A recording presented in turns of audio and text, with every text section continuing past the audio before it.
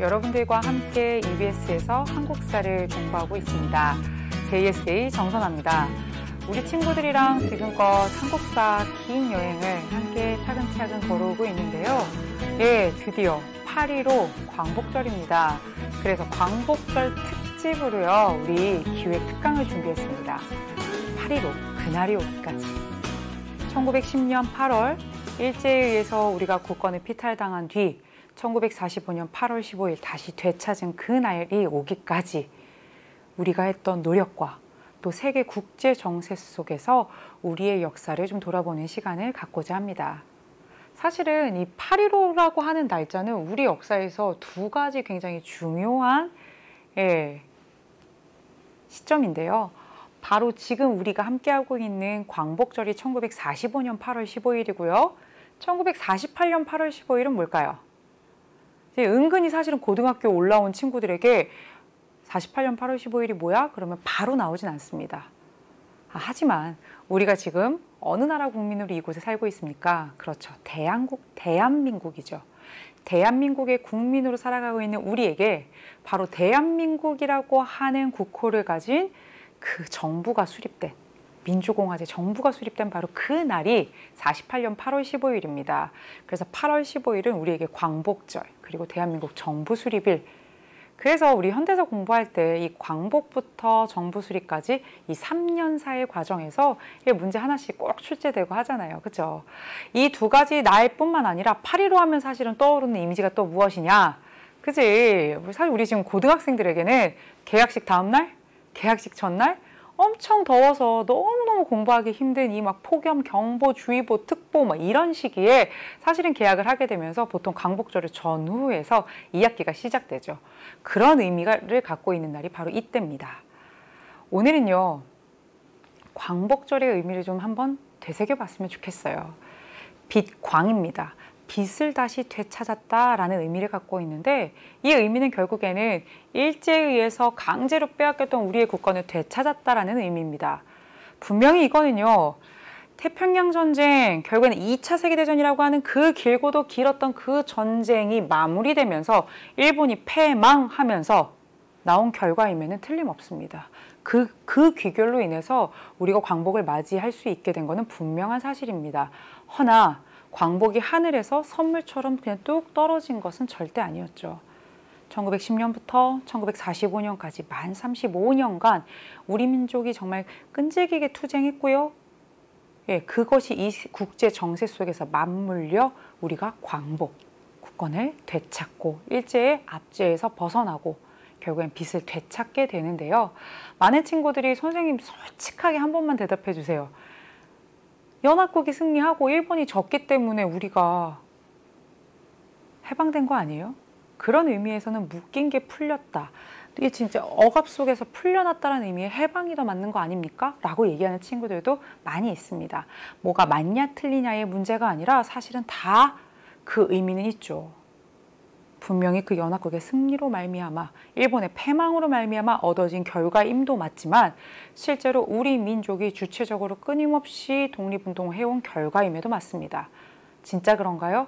예, 진짜 그렇다라는 것을 우리가 오늘 함께 같이 공부하고 호흡하면서 같이 좀 깨달아가는 시간이 되었으면 좋겠습니다. 그래서 오늘은 크게 두 가지입니다. 이 국제 정세 속에서 8.15 이 광복, 우리에겐 광복절이고요. 일본에게는 패전일일 것이고요. 연합국에게는 승전일일 것이고요. 이 세계를 살아가고 있는 수많은 이들에게는 이날 2차 세계대전이 끝났던 바로 그날입니다. 이날의 의미를 국제 정세 속에서 좀 파악을 해보고요. 그날이 오기까지 애쓴 우리 민족의 우리가 좀 같이 기억했으면 좋겠다라고 생각되는 교과서에서는 다 채 다루지 못하더라도 우리가 고등학교에서 교육과정을 통해서 만나지 못했다 할지라도 우리가 같이 기억했으면 좋겠는 그 사람에 좀 오늘 초점을 맞추면서 그렇게 한번 여행을 떠나보도록 하겠습니다. 준비됐습니까?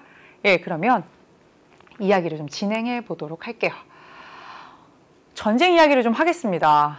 1937년의 말입니다. 우리 지금 한국사 준비하는 친구들, 특히 내신이든 수능이든 한국사를 한 번 정도 쭉 훑어서 공부했던 친구들, 중학교 교육과정에도 나오고요. 한국사 능력시험을 준비해도 나오고요. 수능에도 내신에도 모두 나오는 바로 그 내용 중에 하나가 무엇이냐? 1937년 일본이 중국의 대륙을 전면적으로 침략했던 중일전쟁이 발발했다는 사실일 겁니다. 그래서 이 일본에서 이 중국을 전면 공격해요. 그러기 위해서 이 사실은 31년에 만주사변부터 해갖고 지금 포석을 닦고 있죠. 그리고 계속해서 침투해 나갑니다. 37년에 전쟁이 발발해요. 일본은요, 이 전쟁을 속전속결로 얼른 끝을 내려고 했어요. 그 당시 중국이 국민당과 공산당 세력으로 나뉘어 있었기 때문에 가능할 거라고 생각을 했었습니다. 그런데 예상과 다르게 전선은 교착되고요. 이 전쟁 쉽게 끝나지 않아요. 와, 일본 입장에서는 이렇게 큰 땅에서 이렇게 많은 사람들과 지금 싸우고 있는데 이 전쟁 길게 가는 게 굉장히 부담스러워지죠. 그래서 우리 시험에 맨날 나오던 얘기가 뭡니까? 1938년 국가총동원법이라고 하는 것을 제정하고 시행합니다. 국가의 모든 걸 어디에 총동원한다는 뜻이었어요. 그죠? 전쟁이에요. 그래서 사람, 물자 할 것 없이 재동원했죠. 징용, 징병, 일본군 위안부 문제, 그리고 쇠붙이 공출이라던가 미국 공출이라던가 식량 배급이라던가 이런 모든 것들이 사실은 이 중일전쟁 이후 국가총동원법 이후에 막 자행된 그런 내용들입니다. 이전에 있던 것도 더 심화되고요. 그런데 이렇게 전선이 교착된 상태에서 일본이 전쟁 물자를 생각을 하니까 석유와 고무 이런 게 되게 많이 필요하거든요. 그래서 계속 눈을 들어서 어디로 지금 집중을 하게 되느냐? 동남아 쪽으로 집중하게 됩니다.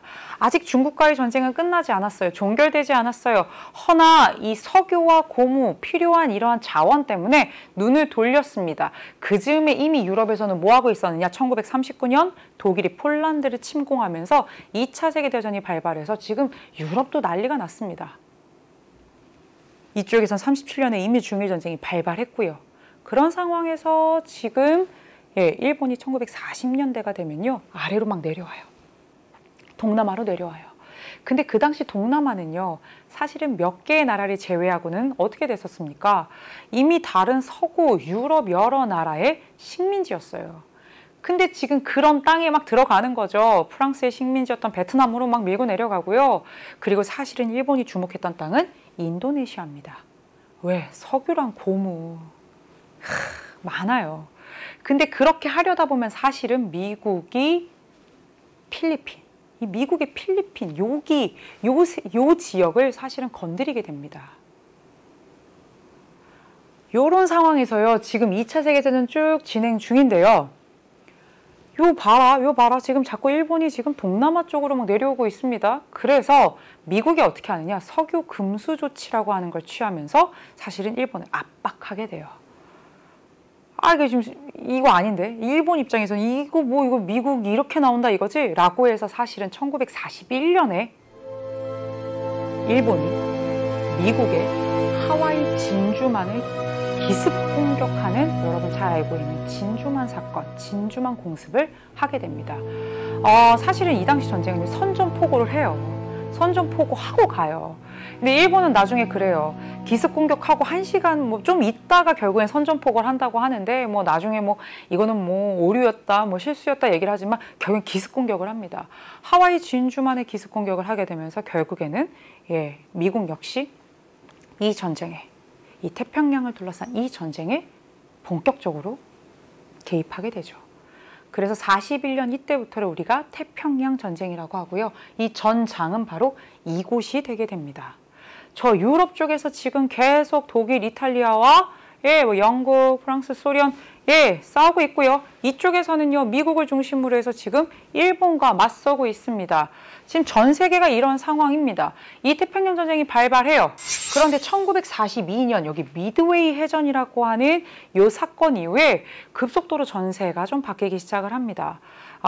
일본의 항공모함 4대였다고 하고요. 미국의 항공모함 3대였다고 하는데 결국에는 운명의 5분이라고 하는 이 시기에 미국이 일본의 항공모함을 공격합니다. 이러면서 전세가 역전되기 시작을 하고요.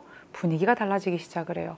결국엔 연합국이 전세를 역전시키고 우리 쪽으로 지금 승세를 모아가고 있는데 이 전쟁 끝나면 어떻게 할 건데, 그리고 일본 어떻게 할까라고 하는 전후 처리에 관련된 회의가 열리게 됩니다.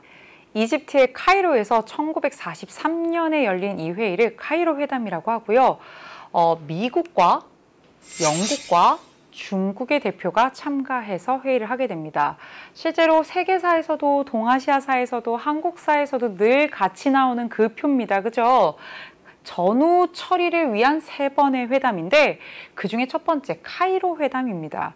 미국의 루즈벨트, 영국의 처칠, 중국의 장제스가 만났고요. 그 다음에 얄타 회담이 바로 왼쪽에 여러분 보이는 이 사진입니다. 그래서 스탈린, 그 다음에 역시 미국의 루즈벨트, 영국의 처칠이 모였고요. 그 다음에 포츠담 회담에서 또 한 번 모이게 되는데 그 중에 제일 먼저 있었던 이 카이로 회담, 이때 중국의 장제스가 참여하게 되는데 이 장제스가 누굽니까? 우리 한국사 시간에 많이 들어봤던 그 사람입니다. 누구예요? 중국 국민당의 지도자였고요.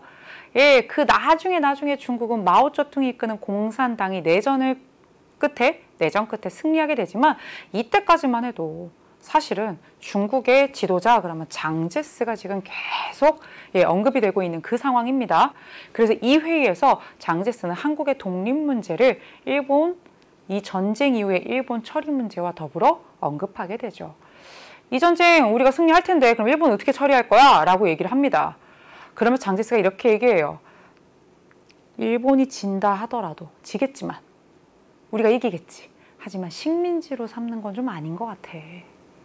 그리고 한국은 좀 독립시키자. 자유 독립시키자. 그리고 만주랑 타이완 그거 원래 내놔. 그거는 우리 돌려줘. 이렇게 얘기를 해요. 그래서 미국 대통령 루즈벨트가 뭐라고 하냐. 적절한 시기에 적절한 시기에 좀 애매하게 처리를 했습니다만 적절한 시기에 독립을 약속합니다. 그래서 카이로 회담이 우리의 독립에 대해서 최초로 언급한 바로 그 회담이다 라고 얘기를 하죠. 그리고 나서 45년 2월이 되면요. 미국과 영국의 소련의 대표가 모여서 회담을 합니다. 얄타가 어디예요? 라고 하면 이 상황이 이때입니다. 지금 독일이 항복을 막 앞두고 있는 시점이고요. 얄타는 흑해연안의 그런 곳이에요. 여기에 모여가지고 지금 이 전쟁 막바지 요거 어떡하지? 이런 얘기를 하고 있습니다. 이때 주요 의제는 무엇이었느냐? 전쟁 끝나고 독일 어떻게 처리할까? 이게 주된 의제였고요. 또 하나는 미국이 소련에게 강력하게 요구합니다. 뭘 요구하느냐? 야, 아시아 태평양 이쪽에서 일어나고 있는 일본과의 이 전투에 너희도 좀 참여해. 너희 그동안 유럽에서만 전쟁했잖아. 근데 지금 이쪽 장난 아니야. 일본 되게 밀리고 있는데 항복할 기미가 보이지 않아. 그러니까 대일본 전투에 너희도 참여해. 독일 항복하고 나서 기한도 줘버려요. 90일 이내에 참전하렴. 일본과 맞서 싸우고 있는 미국 입장에서 왜 소련의 도움이 필요했느냐? 아니 조짐이라는 게 있잖아. 막 이렇게 원투펀치 하다 보면은 사실은 이게 될 거다 안 될 거다라는 게 분명히 보여요. 그런 예측이 가능하면은 사실은 그 다음에 협상을 한다거나 뭐 항복에 대한 기미 조짐 이런 게 있어야 되는데 그런 게 없어요. 미국 내부에선 계속 어떤 얘기가 나오느냐. 결국에 이 전쟁은 일본 본토에 미군이 상륙해서 항복받고 끝낼 수밖에 없는데 그러려면 어마어마한 희생이 따를 것이다. 이런 얘기들이 나와요. 그러니 소련이 독일 빨리 항복시키고 아시아 쪽으로 태평양 쪽에 있는 이 전투를 좀 도와달라라는 거죠. 소련 약속합니다. 대가 없는 게 어디 있겠어요. 그렇게 하면 뭐 해줄 건데? 막 이렇게 얘기해요. 그러더니 그러면 뭐 몽골은 어떻게 해주고 뭐 만주 이쪽은 어떻게 해주고 막 이런 얘기들이 잔뜩 합니다. 그렇게 해서 오케이 해갖고 얄타 회담이 끝이 나요. 그리고 나서 45년 4월에 여러분 많이 들어보셨죠? 오키나와라고 지금 일본입니다. 옛날에 우리 한국사에서는 유구라고 불렸고요. 그죠? 이 오키나와라고 하는 이 곳에 미군이 상륙을 합니다. 이 곳으로 갈 수밖에 없었던 거는 일본 본토와 가까운 그 지점이 필요했고요. 거기서 이제 일본과 상대로 지금 싸울 거다라는 거예요. 근데 이 오키나와 상륙하고 여기서 전투하는 과정에서도 미군의 피해가 결코 적지 않아요. 우세한 화력과 지금 전세는 모든 게 우리 쪽으로 돌아가지만 결코 그렇게 녹록하지 않고 만만치 않습니다. 그렇게 되면서 사실은 미국 입장에서는 애가 타게 되고 계속 소련에 대해서는 이 얄타 회담의 약속을 이제 지키게끔 그렇게 가는 거죠. 그런데 이 미국의 입장이 좀 바뀌게 됩니다. 미국이 트루먼이라고 하는 대통령이 집권을 하게 되는데 이 사람의 생각은 좀 달랐어요. 이 전쟁 빨리 끝내야 돼. 진짜 무조건 빨리 끝내야 돼. 그리고 소련은 이 전쟁에 특히 아시아 태평양 쪽에 소련이 숟가락 올리는 일은 사실은 안 만들고 싶었어요. 왜? 소련의 진짜 목표는요, 공산화예요. 지금 유럽의 저 독일과의 전쟁 끝내고 뭐 이탈리아, 독일 다 항복시키고 아시아까지 와가지고 자신들의 세력을 펼쳐나갈 거? 이거 생각만 해도 별로야. 그래서 소련 참전 전에 어떻게든 이 전쟁을 속전속결로 빨리 끝내야겠다는 생각을 합니다. 그러면서 나온 얘기가 원자폭탄 얘기들이 나오기 시작을 해요. 그래서 뉴멕시코에서 실험을 하고요. 그리고 실제로 결국엔 어떻게 됩니까? 투하하게 되죠. 너무나 비극적이지만 이 원자폭탄을 투하하게 됩니다. 히로시마, 나가사키. 조금 이따 그 얘기는 좀 이어가도록 하고요. 45년 7월에 그래서 결국에는 미영 중이 사실은 모여요. 7월에 이렇게 모여서 회담을 하고요. 8월에 결국엔 소련까지 해서 이제 서명을 하게 되는데 이게 포츠담 회담입니다. 이미 독일은 다 항복했어요. 다 끝났어요. 근데 누가 남아있어요? 일본이 남아있어요. 그래서 뭐라고 결의한 거냐? 이거예요. 무조건 항복해라. 이거예요. 그 다음에 두 번째, 일본이 이 전쟁에 질 거는 뻔한데 전쟁에서 지고 나면 이 일본의 영토를 요렇게 하자. 우리가 지금 흔히 일본이라고 알고 있는 그 큰 섬 4개를 중심으로 해서 연합국이 지정하는 그 섬에 국한시키겠다라고 얘기합니다. 이 얘기하면서 같이 다시 한번 우리 한반도, 우리 한국의 독립에 대해서 재확인하죠. 무조건 항복해 라고 최후 통첩을 했는데 일본의 반응은 결상전 이거였어요. 다 죽어도 항복은 없다 막 이렇게 나오는 거죠. 와, 이런 상황입니다. 그래서 8월 6일에 원자폭탄이 투하가 돼요. 지금까지 정말 아시아의 너무나 많은 민족과 나라에 아픔을 주었고 침략행위를 했던 일본이 원자폭탄을 맞으면서 자신들이 피해를 입었다, 우리가 원폭 피해 국가다라고 할 수 있는 사실은 그러한 근거를 제공하기도 했는데요. 어쨌건 여기 히로시마에 원자폭탄이 떨어집니다. 그리고 소련이 대일본전에 참전하죠. 그리고 나서 8월 9일에 다시 한번 원자폭탄이 나가사키에 떨어지게 됩니다. 많은 일본인들이 죽었고요. 히로시마 14만 정도 얘기하고요. 나가사키도 7에서 8만을 얘기합니다. 일본인만 죽고 피해를 입은 건 아니었죠. 일본에 있는 수많은 우리 조선인들도 피해를 입었고요. 특히 히로시마에서는 고종의 아들인 의친왕의 아들 이우, 왕족 이우가 원자폭탄 피해로 생을 마감하기도 합니다. 그리고 나서 일본은요, 포츠담 회담의 이 내용을 받아들이겠다라고 하는 입장을 결정하게 되고요. 그리고 어떻게 하느냐, 8월 14일에 일왕의 입을 통해서 직접 종전 조칙이라고 하는 것을 발표하게 돼요. 일본 일왕이 살고 있는 그 궁성 안에 방송국이 들어가서 녹음을 해요. 그리고 나서 그것을 그 다음 날인 8월 15일에 라디오를 통해서 방송하면서 말 그대로 전쟁이 끝이 나게 됩니다. 그러면 이러고 있을 때 결국엔 8월 15일에 이런 일들이 일어날 것이다라는 것을 우리가 알았을까요? 1945년 8월 15일 이곳은 한반도의 서울, 일제가 경성이라고 부르던 곳입니다. 경성에 살고 있던 백성들이, 수많은 우리 민족이 이 오늘 강의 맨 처음에 나온 것처럼 거리로 막 뛰쳐나와 태극기를 흔들면서 막 대한독립 만세를 외치며 기쁨에 겨우 눈물을 흘렸을까요? 아니요. 8월 15일엔 사실 별다른 일이 없었다고 합니다. 왜냐하면요, 아침부터요 벽보는 붙었어요. 조선인들에게 되게 중요하게 할 말이 있으니까 경청해 라고 하는 벽보는 붙었지만 사실은 잘 몰랐고요. 우리 한반도에 그 당시 2천만이 넘는 사람들이 살고 있었는데 라디오 보급률은요 1에서 2%가 채 되지 않았어요. 되게 비싸거든요. 그렇기 때문에 실제로 이 라디오에 정오에 나온다는 그 방송이 뭔지, 또 설사 그렇다 할지라도 라디오가 없기 때문에 사람들은 잘 몰랐고요. 아니 정작 라디오가 있어서 막 맞춰서 들었어. 근데 이 일왕이 뭐라고 읽는데 하나도 안 들려요. 잡음도 많고요. 웅얼웅얼 하고요. 그 다음 일왕이 쓰는 말은 일본어 중에서도 문어체예요. 문어체. 그래서 사실은 뭔 일이야 잘 몰랐습니다. 게다가 그동안 계속 일본이 뭐라고 거짓 방송을 하고 거짓 홍보를 했느냐. 우리 이 천황의 군대는 지지 않습니다. 우리 천황의 군대는 연전연승하고 있습니다. 막 이렇게 계속 거짓말하고 있었거든요. 그렇기 때문에 진짜로 그럴 것이다라고 믿지 못한 사람들도 많았고요. 특히 어린아이들 같은 경우에는 태어나 보니 나라가 일본이야. 우리 일본 백성이래. 그리고 맨날 한국 신민이래. 막 세뇌해.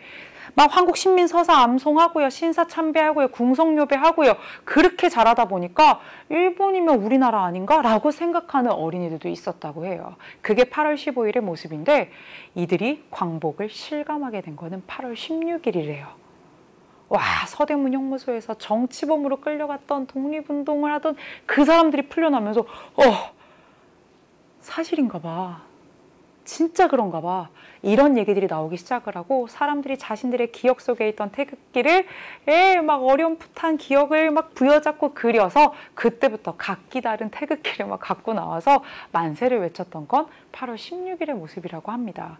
선생님, 왜 우리 국민이 태극기를 몰라요? 20여 년 정도 이상을 이 태극기는 끈에서도 안 되고 그려서도 안 되고 소지에도 안 되고 하는 안 되는 거잖아.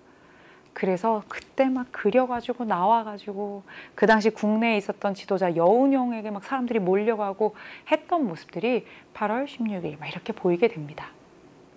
8월 15일 자신의 나라가 망했다는 것을 안 조선 총독부의 마지막 총독 이름이 아베입니다.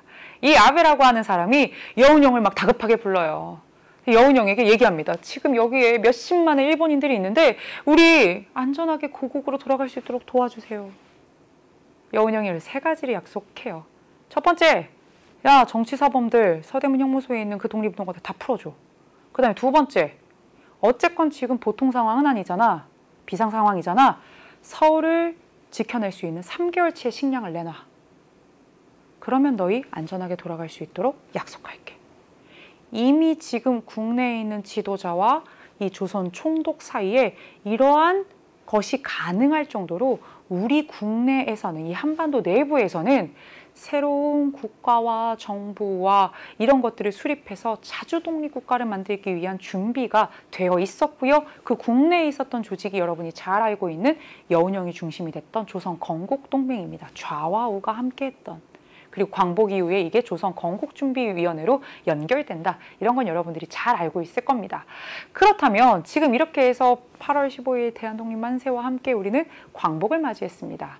그러면 이날이 오기까지 여러분 아시잖아요. 1910년부터 45년 그날까지 쉬지 않고 독립운동을 한 수많은 이들이 있습니다. 그들의 땀과 피가 있습니다. 그리고 그들 중에 여러분들이 가장 잘 아는 분들은 사실 그렇죠. 한국사 교과서에 비중 있게 다뤄주고 계속해서 시험에 나오고 있는 이들이겠죠. 그렇죠. 헌신한 이들. 그 중에서도 여러분이 잘 아는 김원봉 혹은 김구일 겁니다. 김원봉과 김구는요, 정말 모두가 다 알아요. 너무 감사하게도 그래도 김원봉, 김구 정도는 우리 친구들이 참 많이 압니다. 특히 김원봉, 약산 김원봉이라고 하는 이 밀양 사람 약산 김원봉이요 라고 했던 이 대사, 영화 암살에 나오죠. 또 영화 밀정 역시 이 김원봉이 이끌었던 의열단을 모티브로 해서 제작이 됐기 때문에 요즘 친구들은 이런 영화와 같은 컨텐츠를 통해서도 이 사람을 잘 알고 있는데 우리 수능에 나오는 얘기들을 좀 가지고 잠깐 이 사람 얘기를 하도록 하겠습니다. 오늘의 주인공은 사실은 이분은 아니에요. 어떻게 보면 이 김원봉은 1919년 만주에서 만든 의열단을 통해서 맹렬하게 진짜 헌신할 거예요. 뭐예요? 정의로운 일이에요. 그래서 어떻게 했습니까? 만주에서 의열단을 조직해서 국내로 훈련받은 그 단원들이 들어와서 영화 밀정처럼 어떻게 했어요? 일제의 주요 요인들을 암살하고 일제의 주요 시설, 식민시설을 파괴하고 이거를 통해서 독립을 쟁취하는 그날까지 맹렬히 싸워가는 그러한 의거를 통해서 일제의 간담을 서늘하게 했죠. 김상옥, 김익상, 박재혁, 최수봉, 나석주. 하루에 막 2탕 합니다. 조선 식산은행, 동양척식 주식회사. 그렇지만 이러한 개별적인 의거가 명백하게 한계가 있다는 걸 깨달은 결국엔 김원봉은 어떻게 하죠?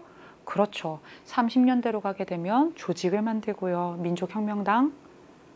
그리고 38년에 일본 일본군과 그 당시 만주에서 30년대에 싸웠다면 38년에 조선에 이용되는 중국의 관내에 만들어진 조선의용대라고 하는 걸 조직해서 실제로 이때가 이미 중위전쟁 발발한 이후 아닙니까? 예, 일본과 싸워가면서 그렇게 우리의 독립을 위해 애쓰고 있습니다.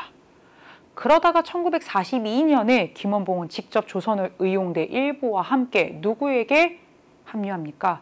대한민국 임시정부가 만든 군대, 1940년에 출범한 한국광복군에 1942년 자신의 세력을 데리고 들어가서 함께하게 되죠. 그렇게 되면서 지금 한국광복군의 그 전력이라고 하는 거는 확 상승하겠죠. 이 독립운동계의 쌍두마차 중에 하나라고 하는 김원봉은 여러분들이 지금 너무나 시험에 많이 나오는 주요 키워드를 통해서 많이 접해봤을 것이고요. 이보다 더 유명할 수 없다. 김구는 이미 여러 친구들이 잘 알고 있습니다. 1919년 대한민국 임시정부가 출범한 그때부터 시작해서 45년 8월 15일까지 대한민국 임시정부를 지켰던 바로 그분이죠. 특히 대한민국 임시정부가 되게 침체되고 많은 사람들이 이탈하고, 그치, 기억하지? 국민대표 이후에 없잖아. 다 떠나잖아. 침체되잖아. 재정난을 겪잖아. 이렇게 침체되어 있는 임시정부의 활로를 모색하기 위해 어떻게 했어요? 예, 상하이에서 한인애국단을 조직했고요. 이 한인애국단에 30의 이봉창과 20대의 윤봉길이 자신의 목숨을 어떻게 보면 바치면서 이 의열 활동에 헌신하게 되죠. 그래서 이봉창은 어디로요? 일본 도쿄로 가서 일왕의 마차에 투탄을 하고요. 윤봉길은요, 상하이 사변 전승 기념장인 훈커우 공원에서 투탄을 합니다. 그리고 나서 어떻게 됩니까? 상하이에서 임시정부가 떠나서 장제스의 지원을 받으며 몇 년 동안 고생을 하다가 1940년 충칭에 정착한 이후에 대한민국 임시정부의 공식 군대, 그죠? 한국광복군을 창설하고요. 지청천 사령관 맡아라고 합니다. 그리고 나서 이 한국광복군에 누가 와줘요? 그죠? 방금 봤던 42년에 김원봉의 조선의용대 일부 세력이 쫙 함께 하게 되면서 그 전력이 급상승하게 됩니다. 여기까지는 우리 친구들이 너무나 잘 아는 인물들이었고요. 사실은 익숙하고요. 시험에도 많이 나오고요. 한국광복군 한 해 걸러 한 번씩 육모, 구모 수능에 나오고요. 조선의용대도 마찬가지고요. 의열단과 한인애국단 맨날 헷갈리라고 문제 내지만 우리 헷갈리지 않죠. 그래서 잘 맞출 수 있죠. 늘 나왔어요. 그런데 오늘은 조금만 눈을 들어서 우리가 조금만 한 번씩만 옆으로 더 지경을 확대했으면 좋겠습니다. 독립운동가 할 때 언제까지 김구, 김원봉, 이봉창, 윤봉길 이들을 기억하는 것도 너무나 소중하고 너무나 귀합니다만 교과서에 잘 다루지 않는다 할지라도 또 설사 이름이 남아있지 않아서 이름 없이 죽어간 수많은 독립군이라 할지라도 우리가 기억하겠다라는 그 마음을 가지고 그들을 계속해서 알아가고자 하는 노력을 하는 것이 지금 광복 72주년을 맞는 대한민국을 살아가는 우리들의 몫이 아닌가라는 생각을 합니다. 그래서 오늘 준비한 분은 바로 이범석 장군과 장준하라고 하는 분입니다. 사실 두 분 다 굉장히 생소한 게 당연해요. 예, 당연합니다. 이 이범석이라고 하는 분은 되게 수재였대요. 수재. 그래서 그 당시 전국에서 정말 수재만 모인다라고 하는 경성보동고등학교, 지금의 현재 경기고등학교입니다. 서울에 있는 학교인데요. 고종황제가 세운 학교인데 이 학교가 그 당시 일제강점기에 전국에 있는 수재들이 모이는 막 그런 학교였는데 이범석이라고 하는 이 똑똑한 친구가 이 학교에 입학을 합니다. 그러다가 이 재학 중에 여훈영이라고 하는 독립운동가를 만나서 굉장히 깊은 감동을 받아. 그래서 내가 지금 여기 지식을 넣는 것도 중요하지만 이 남하로 태어나서 독립운동에 헌신하겠다. 그래서 중국으로 가요. 중국으로 정말 망명을 해서 가는 게 쉬운 결정이 절대 아니겠죠. 어떻게 보면 탄탄하게 보장된 미래, 나는 수재, 전국 몇 등. 근데 망명해요. 그리고 이 사람이 그 유명한 이회영 일가가 자신들의 모든 재산을 갖다가 올인해서 운영하고 있는 그 신흥무관학교에 교관으로 갑니다. 교관이라고 하는 건 결국엔 독립군을 양성하는 역할을 하는 거죠. 이렇게 하다가 이 사람이 1920년, 수능에 나오는 거 계속 나오죠? 청산리 대첩의 영웅 김좌진의 북로군정서에 부름을 받고 그곳으로 가서 거기서 600여 명의 독립군을 훈련시키는 역할을 합니다. 계속 독립군을 양성하는 역할을 해요. 게다가 그때 체코군으로부터 이렇게 무기도 좀 구매를 해요. 블라디보스토크 쪽에 있었던 그 외국 세력들한테 무기도 구매해서 독립군 전력도 좀 올라가고요. 그리고 어떻게 돼요? 그렇지, 무기까지 딱 확보된 그런 상황이에요. 그런 상황에서 여러분 1920년 6월에 봉오동 전투에서 패배한 이후에 일본이 정말 대군을 이쪽 보내가지고 북간도 지역에 있는 독립군들을 말 그대로 한 번에 그냥 쫙 하려고 하는 그 조짐이 보입니다. 그래서 이 북간도 지역에 있었던 여러 독립군들이 백두산 청산리 일대로 집결해서 1920년 10월 약 6일간 10여 차례의 크고 작은 전투에서 정말 찬란한 승리를 거두게 되니 이게 바로 뭡니까? 청산리 대첩이죠. 이 청산리 대첩에서 김좌진, 홍범도 여러 연합군들 너무나 중요합니다. 그리고 바로 그 북로군 정서에 이 이범석이라고 하는 사람도 있었습니다. 그리고 나서 이 이범석이라고 하는 분이 다시 등장하는 것은 1940년에 만들어진 대한민국 임시정부의 한국광복군 사령관은 지청천이에요. 그리고 이 사람은 참모장을 맡아요. 근데 나중에는 직접 이제 군사들을 훈련시키면서 내가 이걸 주도해서 나가겠다 그러면서 제2지대의 대장을 맡습니다. 그래서 한국광복군 제2지대 지대장 뭐 이렇게 나와요. 영화 군함도에 보면은 송중기가 이 사람의 실명을 얘기합니다. 이범석 장군 뭐 이렇게 얘기해요. 실제로 한국광복군과 이범석은 다 이제 실존 상황인 거죠. 그래서 이 이범석 장군이 바로 무엇을 하느냐, 한국광복군이 미국의 OSS와 합동으로 훈련한 거 우리 친구들 다 교과서에서 배웠죠. 이들의 최종 목표가 뭡니까? 국내로 진공해서 침투하는 게 이들의 목표예요. 그래서 일본 식민지인 이 한반도의 주요 시설, 거점을 확보하고요. 국내에서 이들과 붙는 거죠. 그 훈련을 지금 우리 측에서 지금 담당자로, 책임자로 하고 있는 사람이 이범석입니다. 이렇게 사실은 모든 준비가 갖춰져 있었죠.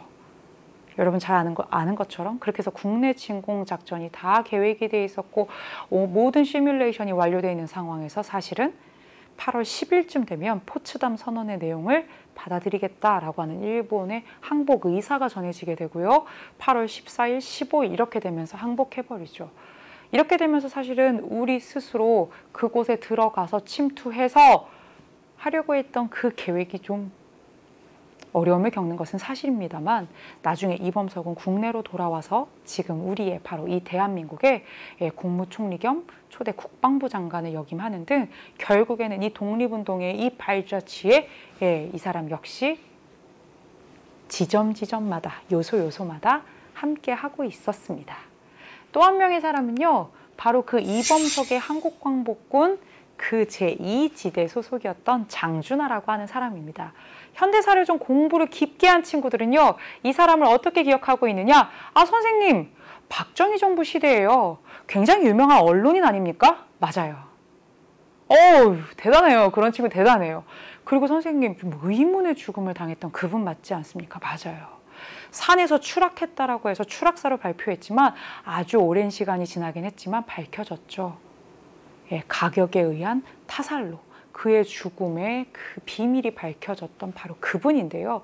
이분의 일제강점기 시대의 모습은 정말 영화라면 차라리 영화지 이럴 수 있을까 싶어요. 이분은 기독교인이에요. 그래서 일본 정규대학 안에 있는 신학을 전공하는 그런 학생이었습니다. 그런데 잘 알다시피 1938년 국가총동원법 이후에 뭐 징용, 징병, 학도병 계속 전쟁터로 지금 우리 어린 청년들이 끌려가고 있죠. 1944년 이 장준하라고 하는 사람은 학도병으로 전쟁에 동원되게 됩니다. 그리고 평양에서 훈련을 받아요.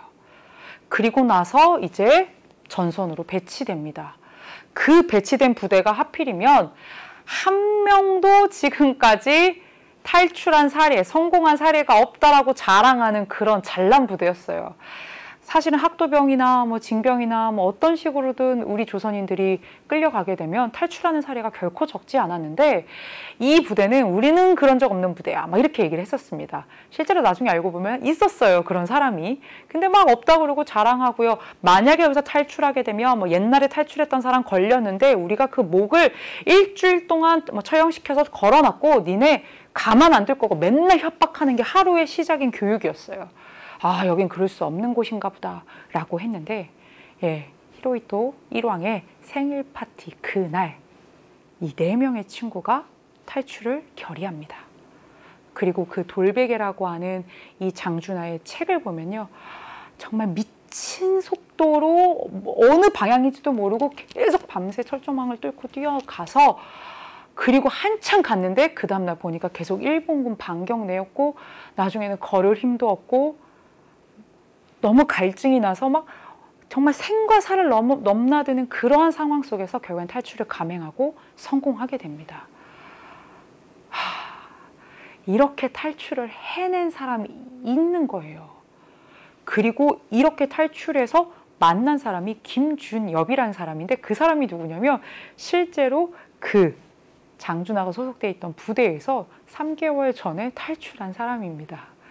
이분은 나중에 고려대학교에서 교수와 총장까지 역임을 하게 되는데, 이렇게 학도병으로 끌려갔던 우리 조선인 젊은이들이 이곳에서 탈출해서 어디로 가느냐, 6,000리를 생과 사를 넘나드는 그 고난 가운데 충칭에 있는 한국광복군, 대한민국 임시정부가 만든 그 한국광복군으로 가요.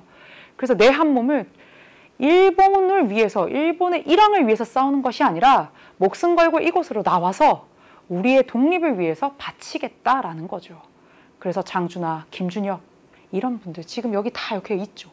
이 분들이 결국에는 충칭에 있는 대한민국 임시정부의 한국광복군으로 합류하게 됩니다.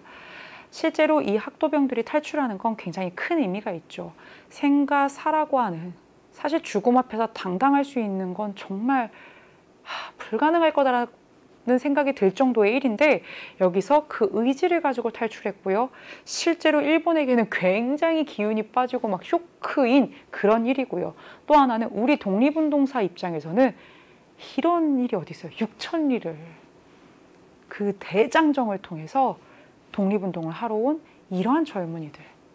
그래서 이들이 어디에 소속되느냐, 그 OSS와 합동작전을 하는 그 제2지대에 소속이 되어서 온갖 훈련을 다 합니다. 막 3개월 동안 지도 보는 법, 유격 게릴라 작전, 그 다음에 막 폭약 터트리는 거, 뭐 1대1 각개전 다 배워요. 그렇게 하고 이제 어떻게 하는 거예요? 이제 국내로 들어갈 준비를 완벽하게 시뮬레이션에 마친 바로 그 한국광복군의 주력 제2지대가 되게 됩니다. 광복 이후에 이분의 삶도 굉장히 사실은 너무너무 할 얘기가 많은데요. 오늘은 이 일제강점기와 관련된 요 이야기를 하겠습니다.